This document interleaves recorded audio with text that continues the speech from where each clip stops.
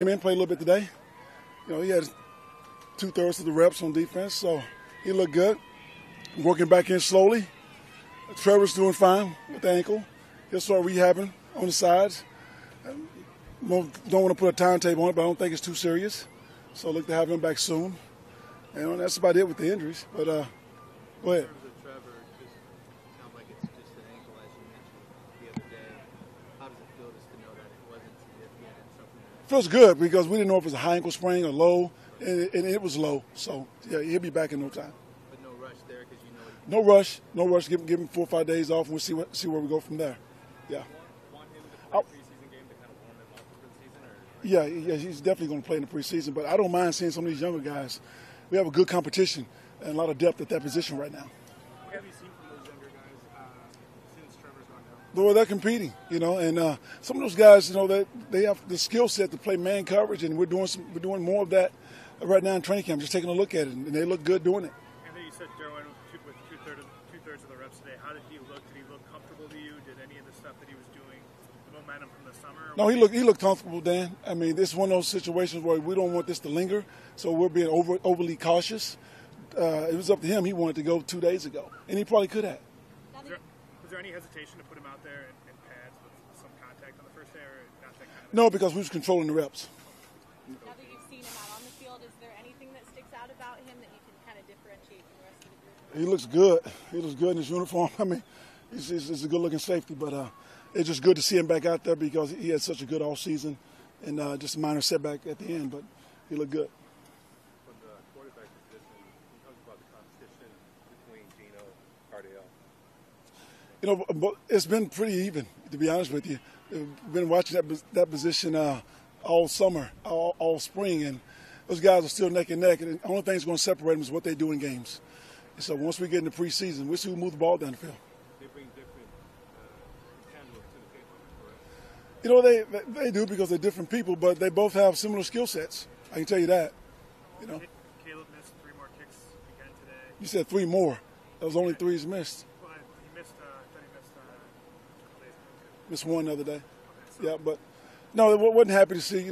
Guy missed 3 kicks. He brought him here to make field goals. He's coming off of that injury. Give him a chance to adjust, and also a lot more go in than kicking field goals than just the kicker.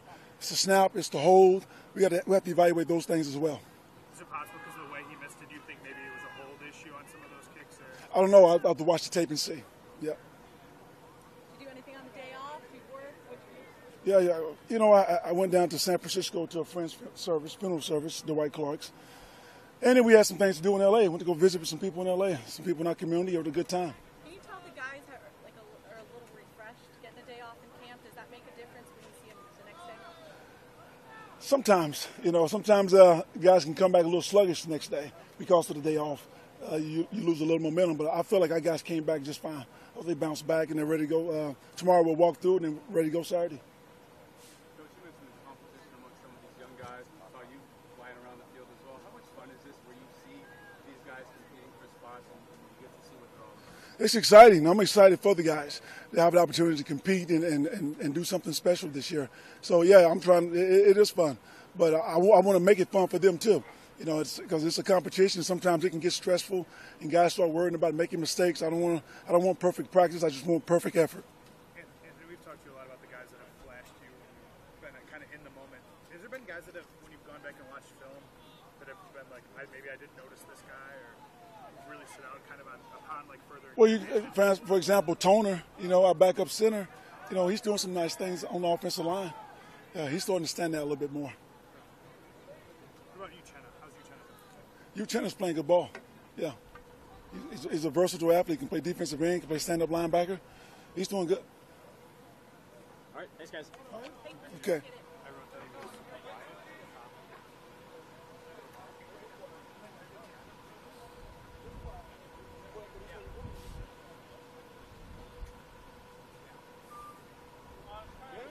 I'm with you. Oh, wow. I'm with you. A lot of times they know what we're doing. We kind of know what they're doing. So the competition gets pretty intense. And when that happens, you get a chance to see some of the guys in competitive situations. And it's really, I don't think you can ever simulate the game action, but it's pretty close to that. So you get a chance to evaluate our guys. It's been It's been a good, whatever it is, week.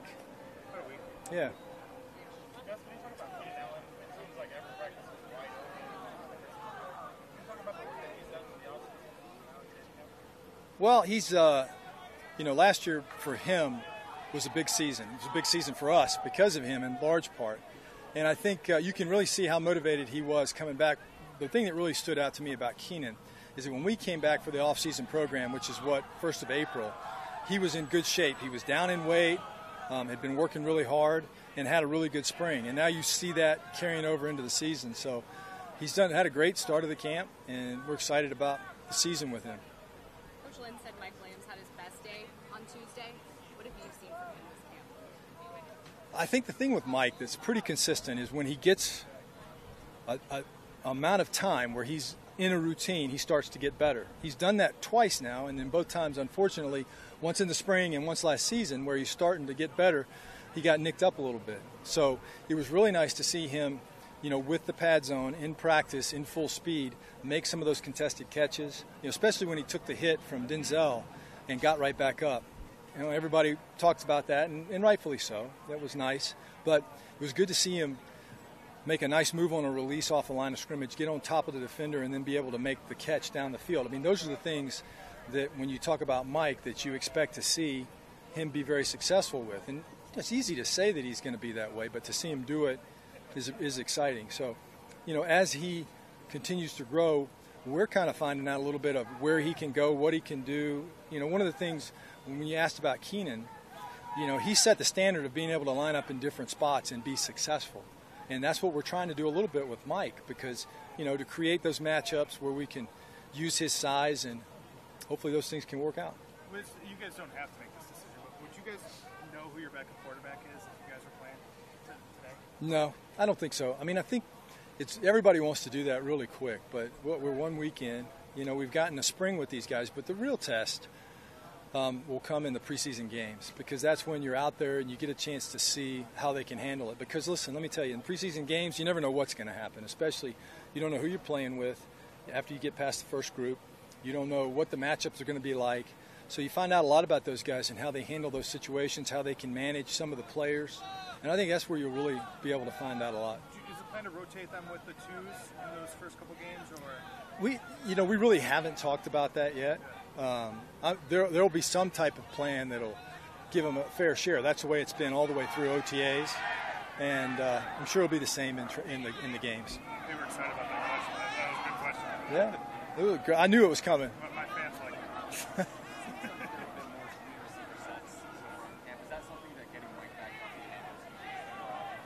Well, I mean, even without Mike last year, we had a lot of 3 receiver sets. I mean, that's part of what this league is. You have some of that. I don't think, if you look at us in the season, we weren't skewed to where it was all 3 wide receivers. We try to mix personnel and we try to do different things with different guys. So you probably just noticed it a little bit more because Mike's such a big guy when he's out there. And you're like, hey, there's Mike. So, but it really hadn't been anything more significant than what we've done in the past from a numbers of it standpoint.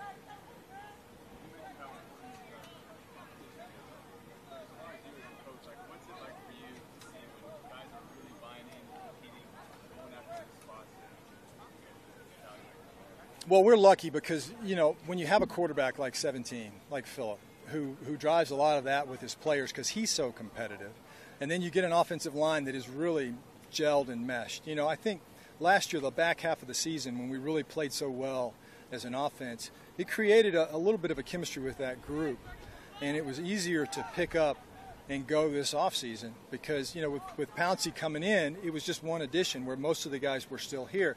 And I think a lot of it was they really believed that they could do it. So I think the flexibility of our players and their ability to line up in different spots and do different things, gives them a chance to be successful. And to see them buy in with that, it's exciting for us as a group. When you put Keenan in a different spot and he wins, when you put Mike, as the Z receiver instead of the X receiver and he runs a fade and wins on that, when you have Virgil Green lined up outside as a wide receiver and he catches a big route on 3rd down like he did today in the 2-minute drill, those kind of things, are exciting because, in a nutshell, it makes us more versatile, which, in theory, would hopefully make us harder to defend.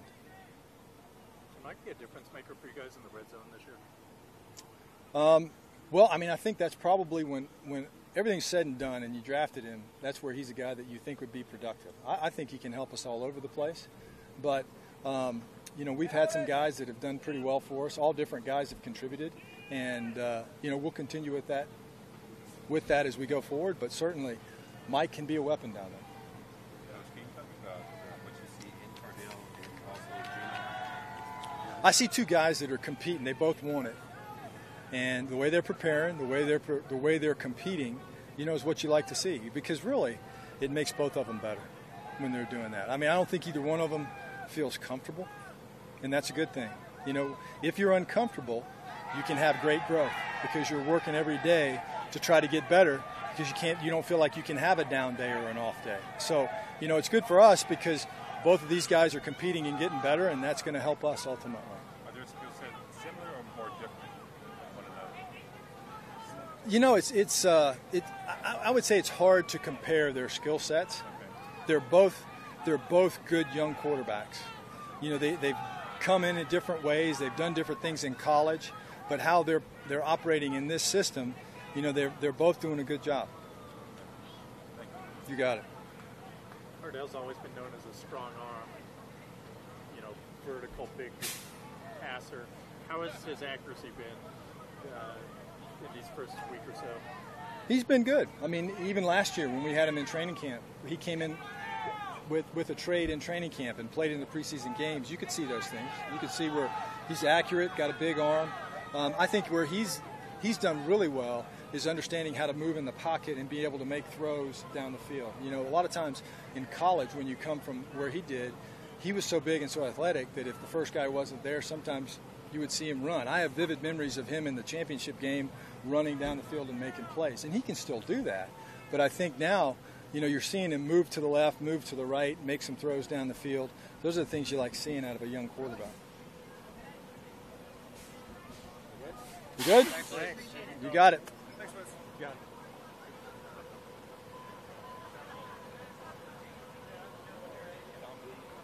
When did you feel like you were ready to get back out here?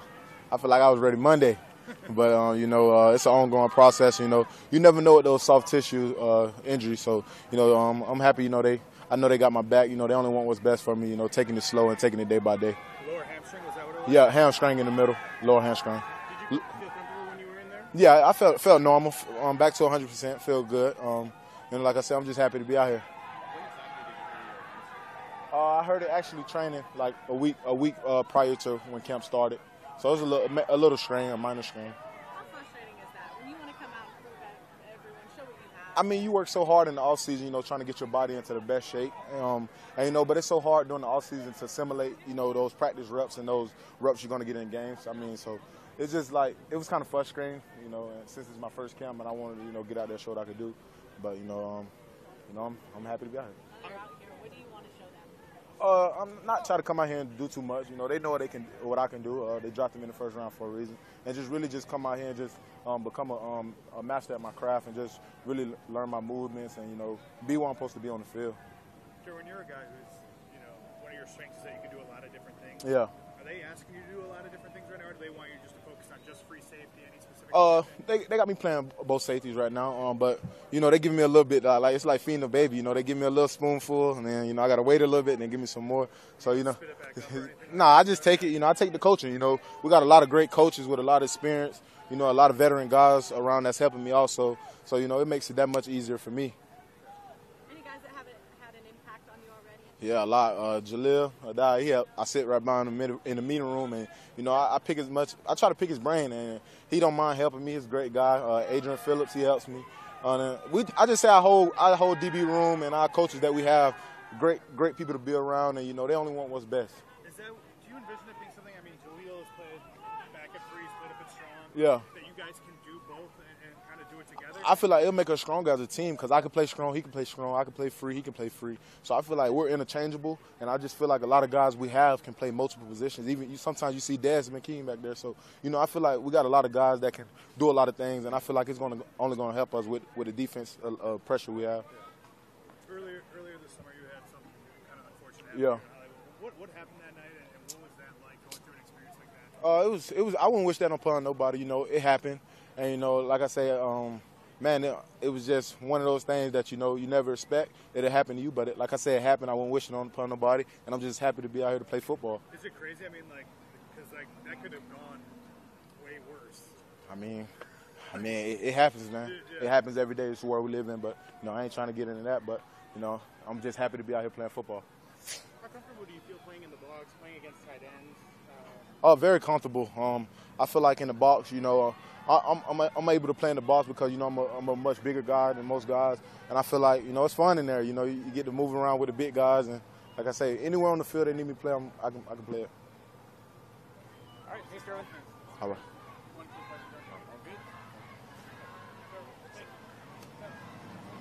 No problem. Thank you.